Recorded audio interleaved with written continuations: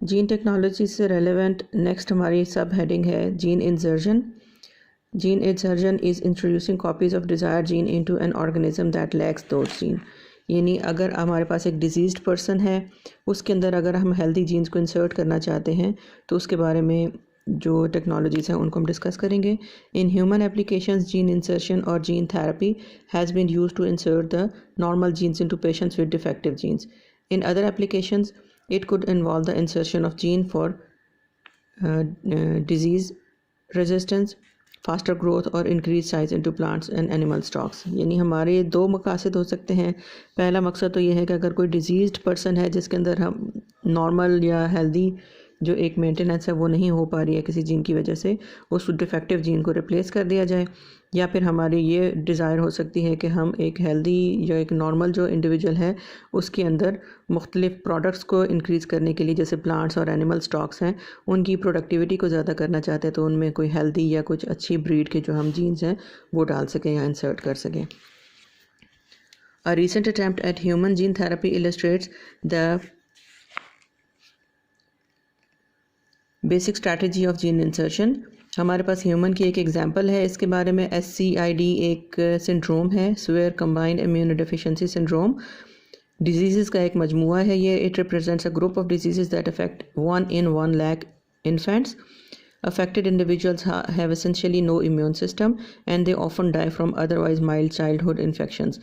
यानी ऐसे पर्सनस हैं जिनके अंदर अगर ये SCID या ये इम्यूनो डेफिशिएंसी सिंड्रोम पाया जाए तो उसमें थोड़ी सी इन्फेक्शन भी जो है उनको मौत की तरफ ले जाती है, या वो चाइल्डहुड इन्फेक्शंस की वजह से बहुत जल्दी अपना इम्यून सिस्टम जो है वो खो बैठते हैं। In one form of SCID, a group of white blood cells called the T lymphocytes lacks the ability to produce an enzyme called the adenosine deaminase ADA। यानी हमारे पास एक ऐसा केस SCID की एक एग्जांपल हमारे पास ये है कि वाइट ब्लड सेल्स जो को टी लिम्फोसाइट्स कहलाते हैं उनकी कैपेबिलिटी ख़त्म हुई हुई होती है जो कि ADA प्रोडक्शन कर सके। एडिनोसिन डीअमाइनेज एक ऐसा एंजाइम है जो कि टी सेल्स की प्रोटेक्शन करता है, टी सेल्स का डिफेंस करता है। टी लिम्फोसाइट्स जो कि हमारा बेसिक इम्यून सिस्टम बना रहे हैं, उनके अपने डिफेंस के लिए भी कुछ जो है वो सब्सटेंसेस ज़रूरी हैं जिनमें एडिनोसिन डीअमाइनेज का नाम आता है। अगर ये ADA एंजाइम नहीं होगा तो हमारे टी सेल्स जो है वो हथियार के समझे बगैर हो जाएंगे और उनके ऊपर अटैक हो सकता है और कोई भी सब्सटेंस, कोई भी केमिकल आकर टी लिम्फोसाइट्स को ख़त्म कर सकता है, जिसका नतीजा क्या होगा कि फ़ौरन इम्यूनिटी जो है वो कोलैप्स कर जाएगी। This enzymes breaks down the chemicals that destroy the T lymphocytes. In the absence of ADA, T lymphocytes are destroyed and the immune system does not function. Treatment for this form of SCID has involved receiving injections of ADA isolated from the cattle twice each week for the life of an individual। यानी वो लोग जिनके अंदर SCID का ये syndrome है और specially उनके अंदर ADA एंजाइम नहीं बन पा रहा, उस मकसद के लिए इनका ट्रीटमेंट सिर्फ यही है कि पूरी ज़िंदगी जो है वो हफ्ते में 2 दफ़ा उनको इंजेक्शन लगते रहें, जिसमें आर्टिफिशियली ADA यानी एडिनोसिन डीअमाइनेज उनको इंजेक्ट किया जाता है ताकि उनकी टी लिम्फोसाइट जो है वो सेफ़ रहें। In 1993, Donald Cohen and his colleagues at Children's Hospital in Los Angeles attempted a genetic cure for the disease in 3 SCIDs newborn's. हमारे पास एक एग्जांपल आती है इन साइंटिस्ट की, यानी कोन और उसके जो कोलीग्स हैं, उन्होंने एक्सपेरिमेंट ये किया कि जो चाइल्ड हॉस्पिटल था उसमें SCID के जो 3 बच्चे थे इन्फेक्ट्स जो पैदा हुए, उनके ऊपर अटैम्प्ट किया था कि उनके अंदर जेनेटिकली अगर हम इंसर्शन करते हैं हेल्दी जीन्स की तो क्या वो सर्वाइव कर पाते हैं या नहीं। They used the recombinant DNA techniques to isolate and clone the normal ADA gene and then inserted the ADA gene into specially engineered viruses called the retroviruses। Experiment उन्होंने स्टार्ट इस तरह से किया कि हेल्दी जो इंडिविजुअल है उसके अंदर से DNA जो है वो उन्होंने एक निकाला जिसके अंदर ADA जो है बनाने की कैपेबिलिटी मौजूद थी, यानी नॉर्मल ADA जीन उन्होंने डिराइव किया एक नॉर्मल हेल्दी पर्सन के अंदर से। उसको फिर जो वायरसेस हैं जिनको हम रेट्रोवायरसेस कहते हैं उनके अंदर इंट्रोड्यूस करवा दिया ताकि उनका कल्चर ग्रो करवाया जा सके। Retroviruses can insert DNA into human cell but they do not damage the cell. यानी रेट्रोवायरसेस को यूज़ करने का मकसद यही था कि DNA जो डिज़ायर्ड है वो तो ह्यूमन सेल के अंदर जाकर काम करना शुरू कर दे, लेकिन रेट्रोवायरस जो कि इंसान के अंदर गया है वो उसको नुकसान ना पहुंचा सके। तो इंसान की सेफ्टी के लिए बेसिकली रेट्रोवायरसेस को यूज़ किया गया। When the 3 SCID infants were born, T lymphocyte precursor cells और stem cells were isolated from their umbilical cord। अब जब ये बच्चे जो है जिनकी बर्थ हुई है, बर्थ के टाइम पे ही इन साइंटिस्ट ने ये काम किया कि उनका जो umbilical cord था उसके अंदर से कुछ जो T lymphocyte precursor cells यानी हमारे जो precursor cells होते हैं ब्लड सेल्स, या तो वो बोन मैरो है या फिर जो इन्फेंट्स हैं उनके या एम्ब्रियोज के अम्बिलिकल कॉर्ड में बन रहे होते हैं, वहाँ से उन्होंने स्टेम सेल्स यानी जो पेरेंट सेल्स से या मदर सेल्स से टी सेल मदर सेल्स उनको वहाँ से आइसोलेट किया और इस तरह से रेट्रोवायरसेस के साथ उनका जो मिक्सिंग कर दी। Stem cells normally reside in the bone marrow and divide throughout the life to produce T lymphocytes and other blood cells. These stem cells were incubated with the retroviruses and then they were injected into the infants with the hope that transformed cells would make their way into the bone marrow and begin producing T lymphocytes capable of ADA synthesis. यानी simply उन्होंने ये काम किया कि infant के umbilical cord में से जो है उनके stem cells T precursor cells ले लिए, उनको जो है उसने अलग से एक पहले से तैयार करवाया, नॉर्मल जीन लिया, नॉर्मल जीन को रेट्रोवायरसेस में इंट्रोड्यूस करवाया और उसको एक कल्चर मीडियम में रखा।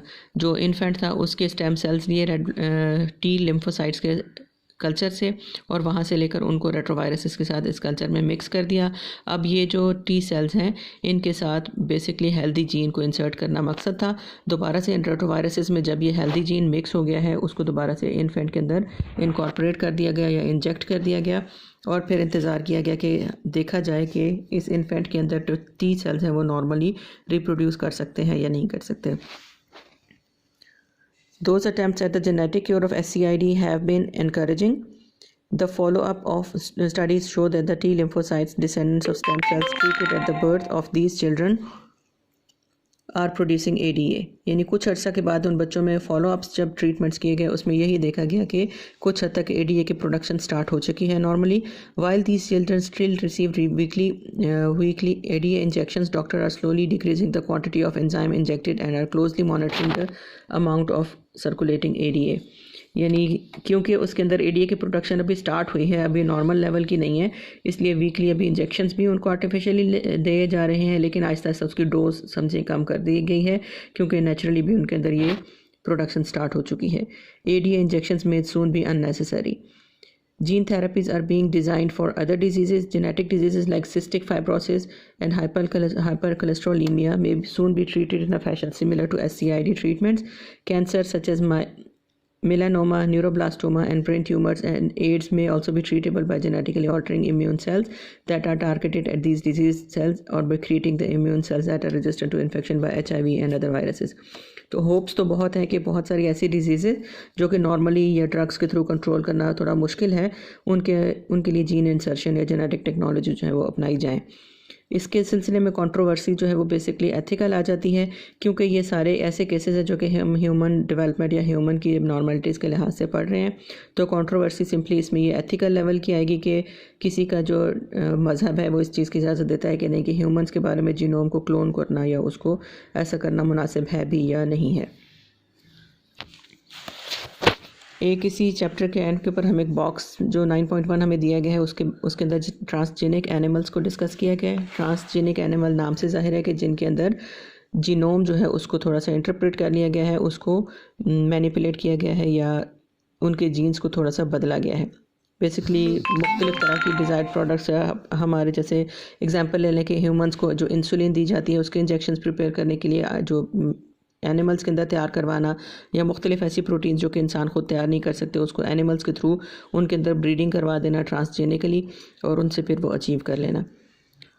Although recombinant DNA technology was pioneered in bacteria, it is now applied to animals. When an animal cell receives a foreign gene and then an individual develops from the engineered cell, the resulting organism is called transgenic।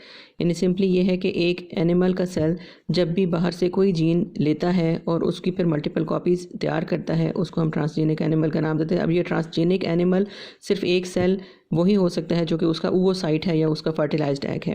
यानी gamete के level के ऊपर ही जब हम कहते हैं कि एक एग के अंदर ही ऐसी ट्रांसजेनिक जो कैपेबिलिटी आ गई है तो आगे जब भी वो मल्टीप्लाई करेगा पूरा ऑर्गेनिज्म जनरेट करेगा और पूरा का पूरा ऑर्गेनिज्म ट्रांसजेनिक कहलाएगा।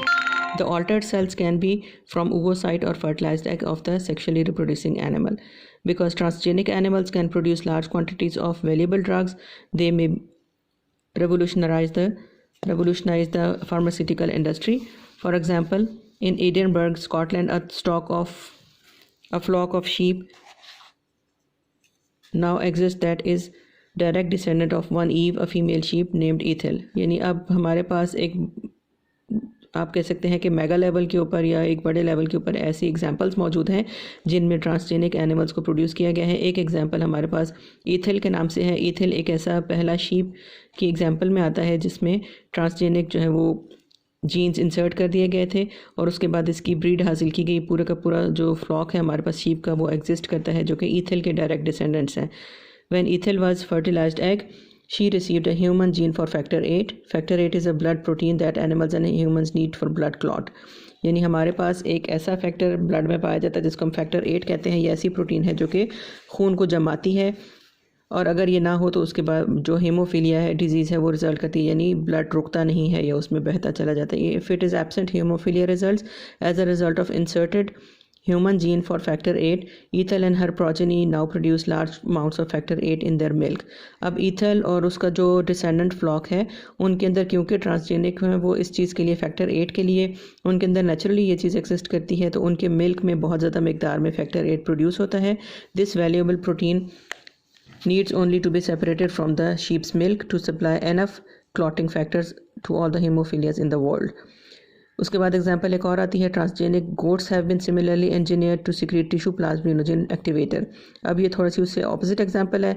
वो एग्जांपल थी फैक्टर 8 की जो कि ब्लड को क्लॉट करने में हेल्प करती है और ये फैक्टर है प्लाज्मिनोजन एक्टिवेटर TPA, ये बेसिकली ब्लड को जो है वो थिन करता है। Tissue plasminogen activator dissolves the blood clots in the treatment of heart attack and arterial blockages. Transgenic mice that contain the gene for breast cancer have been engineered. यानी माइस के ऊपर study की गई है कि अगर उनके अंदर ब्रेस्ट कैंसर का जीन डाला जाए उसके अंदर क्या क्या चेंजेस आ सकती हैं और उसको कैसे मॉनिटर किया जा सकता है। It enables the scientists to study the human disease in animal model. Other transgenic mice lack an immune system. They have severe combined immune deficiency (SCID) and are now models for studying such human diseases such as AIDS, etc., muscular dystrophy and diabetes. Pig embryos injected with human hemoglobin genes develop into transgenic pigs that synthesize human hemoglobin. Current plans are to purify the human hemoglobin and use it as a blood substitute. तो ये मुख्तलिफ तरीके हैं जो कि animals को as a model use करते हुए उनके अंदर ट्रांसजेनिसिटी प्रोड्यूस करके ह्यूमंस के ऊपर एक्सपेरिमेंट करना है इसके बारे में।